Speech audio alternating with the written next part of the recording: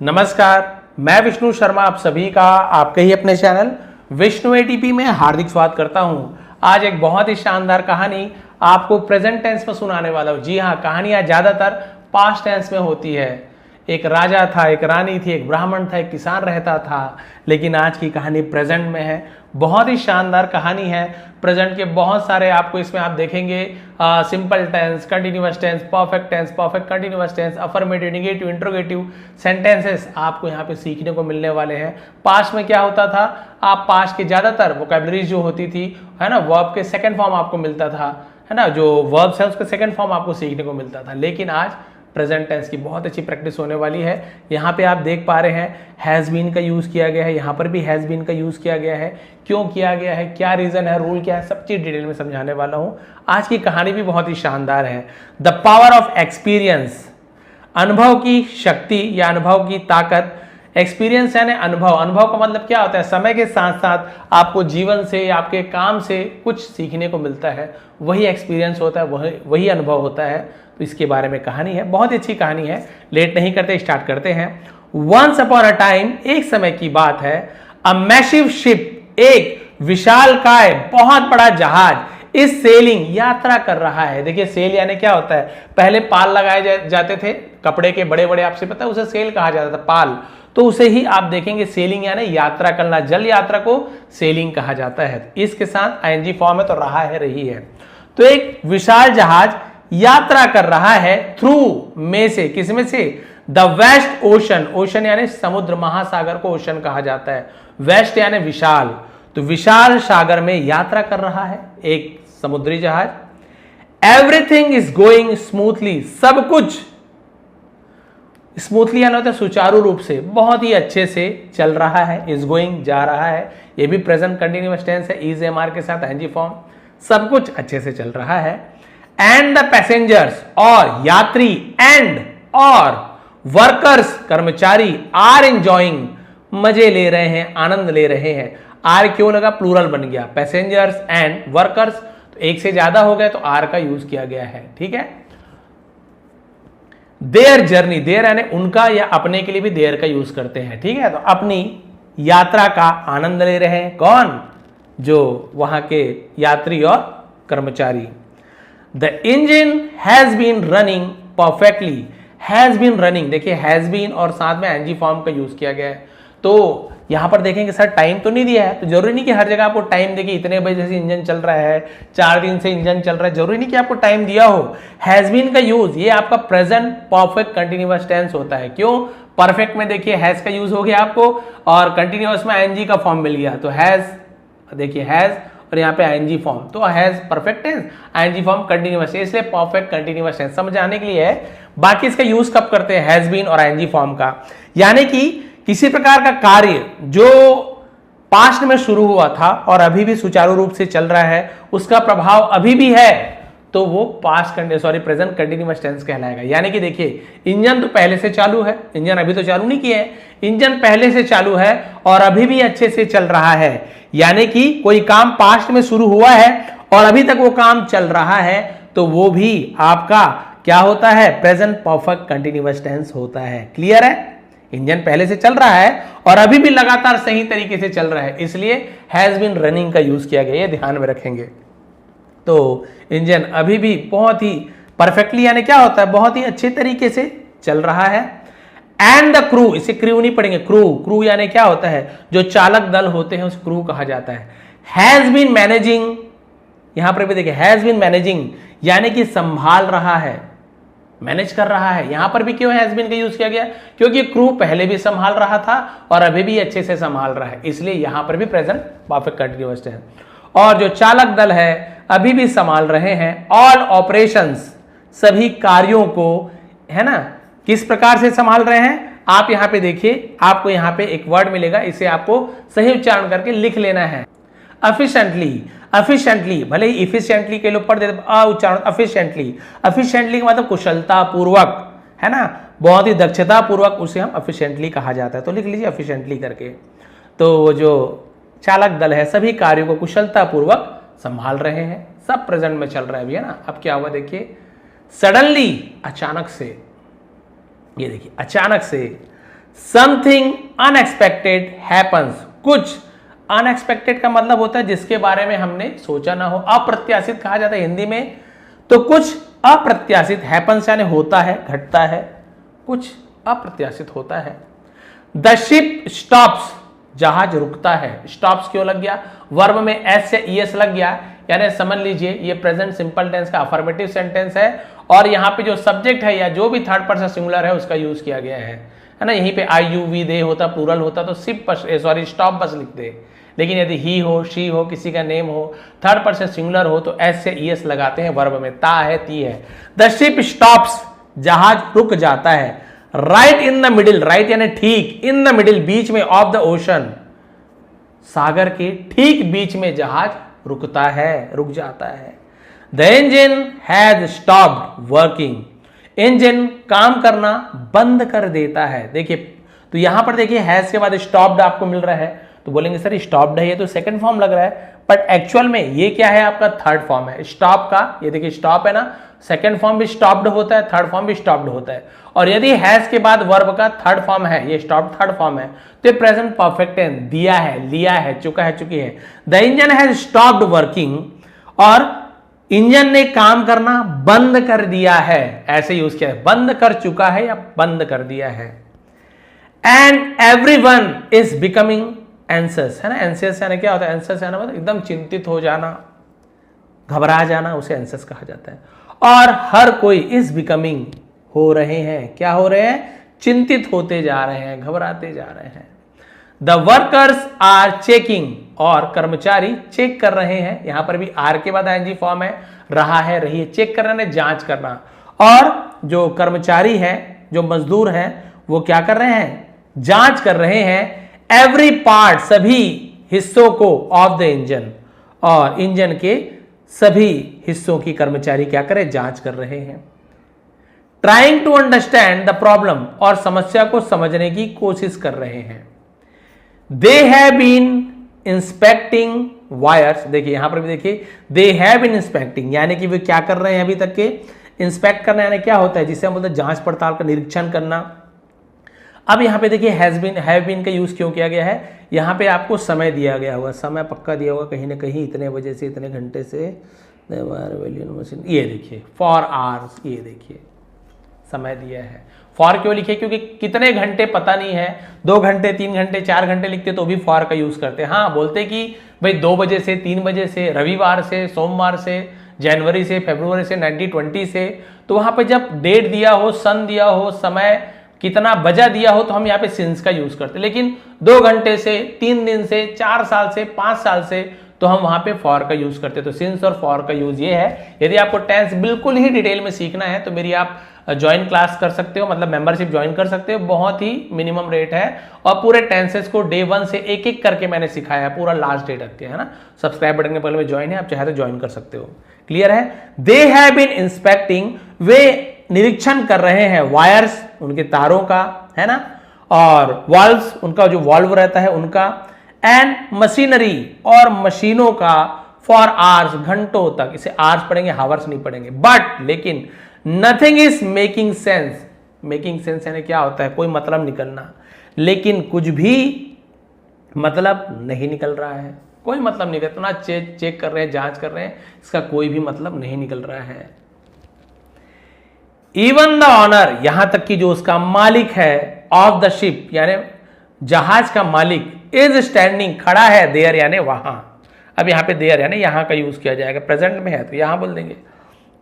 Even यानी यहां तक के भी होता है ना। और इवन यानी भी होता है, भी यूज कर सकते हैं। मकान, जहाज का मालिक भी वहीं खड़ा है।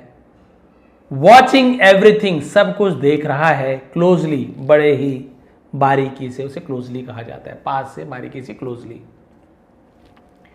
He has been hoping for a quick solution, है ना।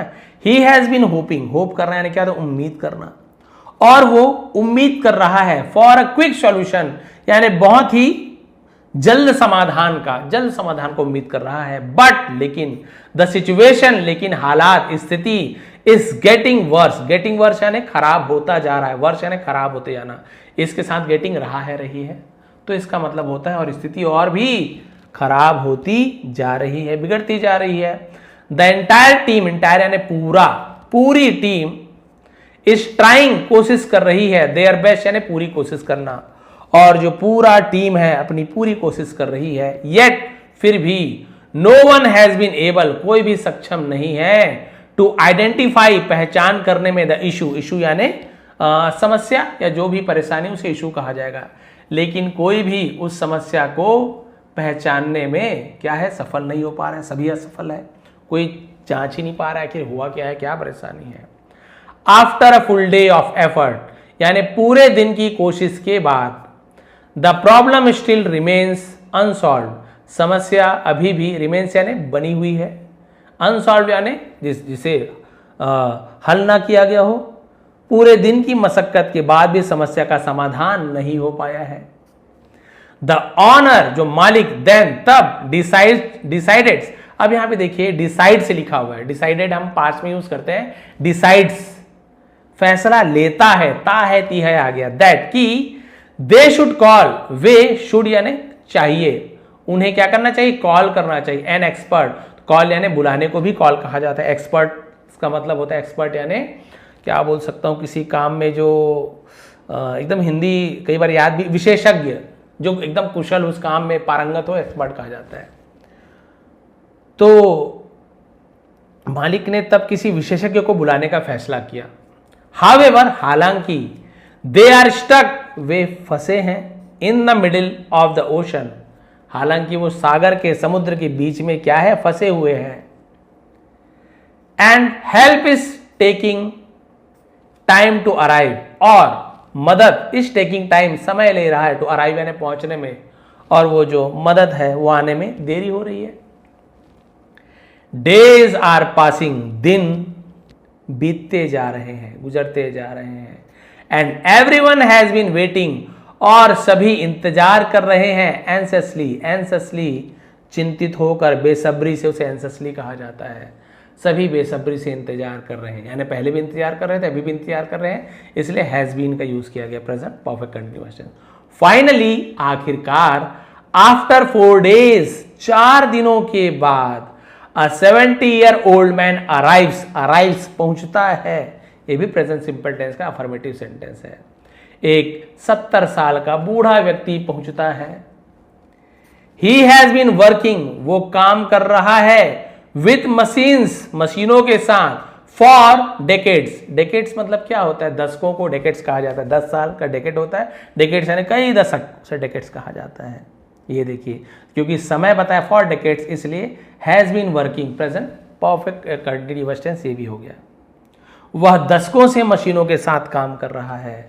And his calm presence is bringing hope, काम प्रेजेंस, काम यानी शांति, एल को नहीं पढ़ेंगे, काल में नहीं पढ़ना है, काम प्रेजेंस, और उसकी जो शांत उपस्थिति यानी एकदम शांत था, एकदम घबरा नहीं रहा, कुछ नहीं, तो उसकी जो शांत उपस्थिति, इज ब्रिंगिंग ला रहा है, होप उम्मीद ला रही है उसकी उपस्थिति। विदाउट वेस्टिंग टाइम, बिना समय बर्बाद किए, ही इज वॉकिंग, है ना, वो चल रहे हैं, जा रहे हैं, स्ट्रेट सीधे, टू द इंजन रूम, वो सीधा इंजन रूम में जा रहे हैं। देखिए प्रेजेंट में कहानी भी अच्छी लग रही है, अब वो सीधा इंजन रूम में जा रहे हैं। ही केयरफुली, और वह बड़े ही ध्यान से, इज ऑब्जर्विंग, निरीक्षण कर रहे हैं, एवरीथिंग, हर चीज को बड़े ही ध्यान से देख रहे हैं। ही हैज बीन एग्जामिंग, और वो क्या करे, एग्जामिंग यानी वही बोल सकते हैं कि निरीक्षण करना, और वो जांच कर रहे हैं, ईच पार्ट, प्रत्येक हिस्से को, विथ ग्रेट अटेंशन, बड़े ही ध्यान से। The crew is watching him silently, और जो सदस्य थे, है ना, इज वॉचिंग, देख रहे हैं, हिम उसे, साइलेंटली चुपचाप, चालक दल उसे देख रहे हैं। वॉन्डरिंग, विचार कर रहे हैं, what he is going to do, वो क्या करने जा रहे हैं। अब वो बचाव दल यही सोच रहे हैं, कर्मचारी यही सोच रहे हैं कि भाई हमने तो ये 4 दिन तक बहुत प्रयास कर लिया, हर चीज को हमने कोशिश कर ली, नाव चलाने की, जहाज को चलाने की, लेकिन समझ नहीं आ रहा परेशानी कहाँ है, कुछ समझ नहीं आ रहा है। अब यही इनके मन में है कि आखिर ये करेंगे क्या, बूढ़े हैं, ताकत भी नहीं है, पता नहीं क्या ही करने वाले हैं। आफ्टर ए फ्यू मिनट्स, और कुछ मिनटों के बाद, देखिए घंटों भी नहीं, कुछ ही मिनटों के बाद, ही हैज अंडरस्टूड, वह समझ चुके हैं, देखिए प्रेजेंट है ना, वे समझ गए हैं, द प्रॉब्लम, समस्या को, अब वो समस्या को समझ गए हैं। क्वाइटली, चुपचाप, ही टेक्स आउट, देखिए टेक्स आउट बाहर निकालते हैं, इसलिए टेक का टेक्स हो गया, अ स्मॉल हैमर, छोटी सी हथौड़ी, फ्रॉम हिज बैग, अपने थैले से, और अपने बैग से एक छोटी सी हथौड़ी निकालते हैं। Everyone is expecting something big, हर कोई एक्सपेक्टिंग यानी अपेक्षा करना कि ऐसे होने वाला है, समथिंग बिग, कुछ बड़ी को उम्मीद कर रहे थे कि अब हथौड़ा पकड़ा यानी कुछ तोड़ा ताड़ी ठोका पीटी होगा, कुछ विस्फोट कुछ जबरदस्त होने वाला है, बनाने के लिए बहुत बड़ी जहाज है। बट इंस्टेड, लेकिन उसके बजाय, उसे इंस्टेड कहा जाता है, लेकिन इसके बजाय, ही जेंटली, धीरे से, taps a specific part, taps यानी ऐसे ठोकते हैं धीरे धीरे, है ना, प्रहार करते हैं। स्पेसिफिक यानी होता है कि विशेष जगह पर, खास हिस्से पर, ऑफ द इंजन, और इंजन के खास हिस्से पर धीरे से क्या करते हैं, प्रहार करते हैं। मान लीजिए इतना बड़े इंजन है, मान लीजिए एग्जांपल है, तो एक छोटे से एक पार्ट, स्पेसिफिक पार्ट में हथौड़े से धीरे धीरे ठोकते हैं। सबने सोचा था हथौड़े में पूरा धमाधम धमाधम ठोक के पूरा बराबर करेंगे तब जाके बनेगा। बूढ़े व्यक्ति क्या पता मदद की जरूरत पड़े, ध्यान से देख रहे हैं, बस कुछ नहीं, उन्हें परेशानी समझ आई, चुपचाप अपने छोटे से हथौड़े से एक विशेष खास जगह पर धीरे से उन्होंने ठोका। एंड सडनली, और अचानक से, the engine starts again, engine फिर से चालू हो जाता है, इंजन फिर से शुरू हो जाता है। The ship is running smoothly once more, एक बार फिर जहाज बड़े ही स्मूथली यानी होता है सुचारू रूप से चल रहा है, बड़े ही आराम से, है ना, बहुत ही अच्छी तरीके से चल रहा है। एवरीवन इज फीलिंग शॉक्ड, हर कोई, शॉक्ड यानी क्या था, आश्चर्यचकित, एंड रिलीव्ड, और राहत महसूस कर रहे हैं। They have been struggling for days, ये भी प्रेजेंट परफेक्ट कंटीन्यूअस टेंस, वे स्ट्रगलिंग यानी होता संघर्ष, वे फॉर डेज यानी कई दिनों तक, तो यहां पर भी देखिए डेज लिखा हुआ है, यहां पर नहीं लिखा है कि भाई संडे से मंडे से, यदि संडे मंडे तो since Sunday, since Monday, since January ऐसे लिखा था, लेकिन केवल डेज लिखा है, 2 डेज, 3 डेज, 4 डेज, तो ये जो फॉर है 4 नहीं है, 4 दिन नहीं है ना, केवल डेज लिखा हुआ, ये फॉर है, 4 नहीं है, 4 तो ऐसे होता है FOUR, यानी दिनों तक ऐसे यूज किया जाएगा। तो वे कई दिनों से संघर्ष कर रहे हैं, येट फिर भी, दिस ओल्ड मैन, ये बूढ़ा व्यक्ति, हैज सॉल्व्ड, ये प्रेजेंट परफेक्ट टेंस है, सॉल्व थर्ड फॉर्म है, लेकिन हैज लगा हुआ है, तो हैज के बाद थर्ड फॉर्म प्रेजेंट परफेक्ट दिया है, लिया चुका है। इस बूढ़े व्यक्ति ने हल कर दिया है द प्रॉब्लम, समस्या, इन मिनट्स, ये देखिए मिनटों में समस्या का समाधान कर दिया इस बूढ़े व्यक्ति ने। द जर्नी कंटिन्यूज, यात्रा जारी रहती है। एंड द शिप रीचेस, और जहाज पहुंच जाती है, इट्स यानी इसके या उसके, उसे इट्स का है, डेस्टिनेशन, गंतव्य पर, मंजिल पर, सक्सेसफुली, सफलता से। ये देखिए यात्रा जारी रहती है और जहाज सफलतापूर्वक अपने मंजिल तक पहुंच जाता है। द ऑनर, मालिक, स्टिल अमेज्ड, वो अभी भी आश्चर्यचकित होकर, हैरान होकर, आस्क्स, आस्क्स, एक बार और एज बोल रहा हूं, आस्क्स पूछता है, द ओल्ड मैन, बूढ़े व्यक्ति से पूछता है। अब यही पास्ट होता तो आस्क्ड द ओल्ड मैन, बूढ़े व्यक्ति से पूछा, बट यहां पे प्रेजेंट है तो आस्क्स द ओल्ड मैन, बूढ़े व्यक्ति से पूछता है, हाउ मच शुड आई पे यू, हाउ मच कितना, शुड चाहिए, आई मुझे, पे यू मुझे आपको कितना पे करना चाहिए, कितना भुगतान करना चाहिए, ये जो आपने थोड़ा सा हथौड़ी से मार दिया, बताइए।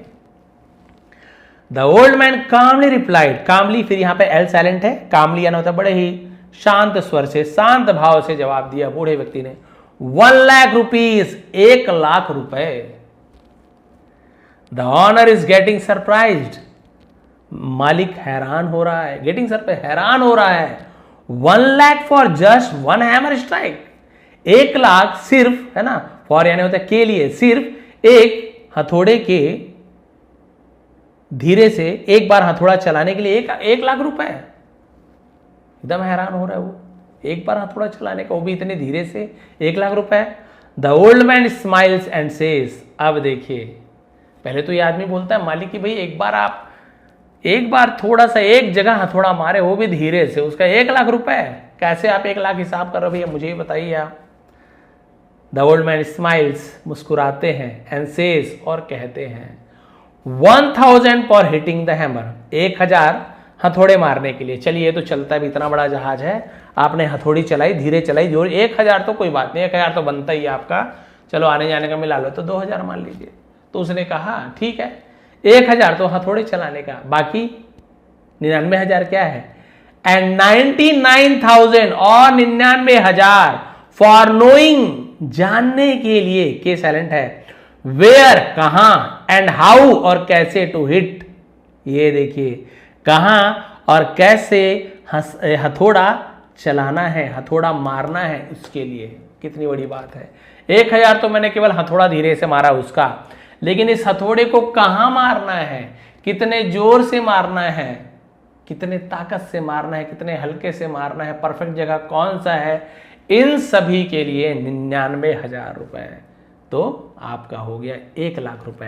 एट दैट मोमेंट, उसी क्षण, एवरीवन हैज रियलाइज्ड, सभी को एहसास हुआ, एन इंपॉर्टेंट ट्रूथ, एक महत्वपूर्ण सत्य का, they have been working hard, वे कड़ी मेहनत कर रहे हैं, but they were missing the right understanding, वे सही समझ की, उनमें सही समझ की क्या हो रही थी, दे वर मिसिंग, अच्छा वर ये पास्ट हो गया, वो क्या कर रहे थे, सही समझ की उसमें उसे मिस कर रहे थे, चूक रहे थे, सही अंडरस्टैंडिंग समझ, सही समझ नहीं रही थी उसमें, है ना, वो सही समझ नहीं कर पा रहे थे कि हमें कहां पर हथौड़ा चलाना है। ये कहां कब आता है, किससे आता है, अनुभव से, एक्सपीरियंस से, और उनमें एक्सपीरियंस की कमी थी। तो मोरल क्या मिलती है, hard work alone is not enough, यानी केवल कड़ी मेहनत ही पर्याप्त नहीं है, द राइट नॉलेज, सही ज्ञान, एंड एक्सपीरियंस और अनुभव मेक ऑल द डिफरेंस, वो क्या करता है,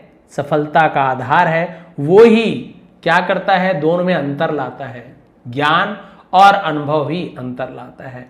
true value lies not in effort, यानी जो सच्चा मूल्य, वास्तविक मूल्य केवल प्रयास में नहीं है, प्रयास कर रहे हो तो मिल जाए, प्रयास तो सब करते हैं, उन्होंने भी प्रयास किया, बेचारे जो बाकी मेंबर थे क्या प्रयास नहीं किया, 4 दिनों तक प्रयास किया, सॉरी ठोक रहे थे, पीट रहे थे, कभी नट ढीला कर रहे हैं, कभी टाइट कर रहे, प्रयास तो उन्होंने किया, लेकिन जो सच्चा वैल्यू है, वास्तविक मूल्य है, केवल प्रयास से नहीं मिलता है, अलोन यानी केवल प्रयास से नहीं मिलता है, बट इन अंडरस्टैंडिंग, लेकिन समझ में, where and how to apply it, कहां और इसे कैसे लागू करना है, इसे समझने में निहित है, कब और कहां पर हमें किस चीज को कहां पर लागू करना है, और ये किससे आती है, एक्सपीरियंस, अनुभव से, हमें कब कहां कितनी मात्रा में किस चीज का उपयोग करना है, ये अनुभव से ही आता है। आपने देखा होगा हमारी दादी जी जब सब्जी बनाती है, वो पता नहीं आलू को ही ऐसे हाथ से मसल के नमक मिर्ची डाल दे तो बड़े बड़े 5 स्टार का हमें जो पनीर बटर मसाला भी फीका लगने लगता है। हमें दादी के हाथ बहुत पसंद आता है, क्यों,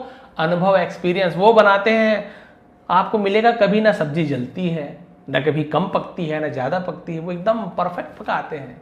क्या हमारे यहाँ की जो वाइफ्स है या हमारे की जो बहन है, वो लोग क्या नहीं पकाएंगे, वो भी तो पकाती है, वो भी तो मेहनत करती है, उनसे भले कभी कभी है ना ऊपर नीचे हो जाता है, लेकिन पुराने लोग क्यों, अनुभव, एक्सपीरियंस, इतने सालों तक, और पहले तो और बहुत जल्दी शादी हो जाती थी, 16 साल भी बहुत ज़्यादा बोल रहा हूँ, और बहुत कम उम्र में शादियाँ हो जाती थी, और उन्हें तो पहले तो ना बर्तन धोने वाले थे, ना कपड़े धोने वाले थे, सब खुद ही करना है।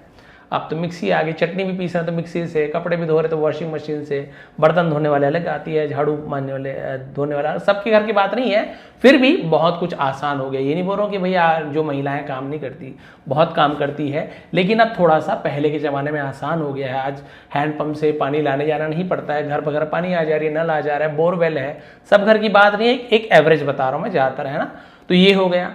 लेकिन जो अनुभव है, एक्सपीरियंस है, वो कहाँ से आएगा, वो कहीं खरीद नहीं सकते हो आप कि बोलोगे भैया मुझे दादी जी का जो अनुभव मुझे दे दीजिए, इतने रुपए किलो में बिल्कुल नहीं मिलने वाला एक्सपीरियंस आपको। तो जो दादी जी जान रही कितना कब पकाना है, कितना नमक मिर्च डालना, बोलो गिनती से डालेंगे, एकदम इतनी चिमटी डालेंगे, एकदम परफेक्ट। किससे आया, अनुभव से, एक्सपीरियंस से आया। कम मेहनत में ही, कम समय में बहुत अच्छा बना के रख देते हैं। और यहाँ जो नए नए सीखने वाले, वो घंटों तक सब्जी को पलटा रहे हैं, सेक रहा है, बढ़िया बढ़िया मसाला, गरम मसाला 4, 10, 15 मसाले डाल रहे हैं, लहसुन मिर्च एकदम बढ़िया पीस के डाल रहे हैं, स्वाद ही नहीं आ रहा है। कुछ नहीं, इन्हें भी आ जाएगा, लेकिन कब, जब उन्हें एक्सपीरियंस होते जाएगा, अनुभव होते जाएगा। ऐसे हमारे जो पुराने लोग रहते हैं, है ना, बिजनेस के बारे में बताते हैं, या पढ़ाई, हमारे पापा जी या दादाजी कभी कहते हैं पढ़ लो बेटा पढ़ लो, बाद में ऐसे होगा, वह हम सोचते हैं क्या ही होगा पढ़ने से, क्या ही है, वो तो बिना पढ़े लोग भी आगे बढ़ गए, हम टाल देते हैं। क्यों बोल रहे हैं वो लोग? उन्हें अनुभव है, एक्सपीरियंस है कि कब हमें क्या चीज़ करना है। उन्हें पता है कि वो लोग अपने बचपन में किन कीमती समय को फालतू में बिता दिया था, जवानी में अपनी कीमती समय को बिता दिया था, फालतू हमने बिताया क्या था, हमने गंवा दिया था, बेकार कर दिया था। और वो हमें वही चीज़ समझाते कि भाई मुझे अनुभव है, हमारे जो बाल सफ़ेद हुए हैं ना, ये अनुभव बोलते हैं ना, धूप में बाल सफ़ेद नहीं किए हूँ, मतलब अनुभव से बाल सफ़ेद हुए हैं। उन्होंने उस समय को देखा है, उस समय का उन्हें महत्व पता है। वो हमें बताने की कोशिश करते हैं कि बेटा कर लो, नहीं तो बाद में हमारी जैसी स्थिति हो जाएगी। मान लीजिए कोई सक्सेस नहीं हो पाए किसी कारण से, है ना, परिवार को देख रेख में, परिवार को पालते हुए, तो वो समय की कीमत जानते हैं। तो वो तो समय का उपयोग नहीं कर पाए, तो हो सक रहा है उन्हें पछताना पड़ रहा है किसी कारण से, तो वो अपने बच्चों को पछताते हुए नहीं देखना चाहते।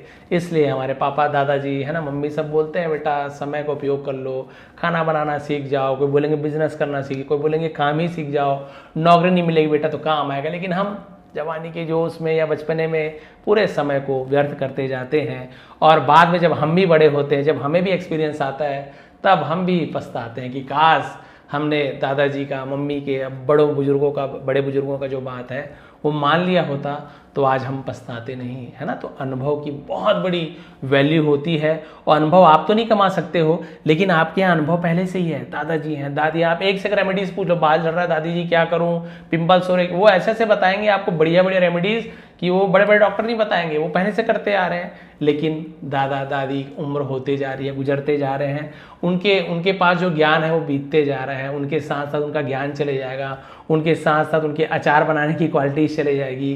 वो कोई सेवई अच्छा बनाती होगी, कोई दादी माँ अचार अच्छा डालती होगी, कोई चटनी अच्छी बना, कोई सब्जी, वो उनके साथ जाते जा रहा है।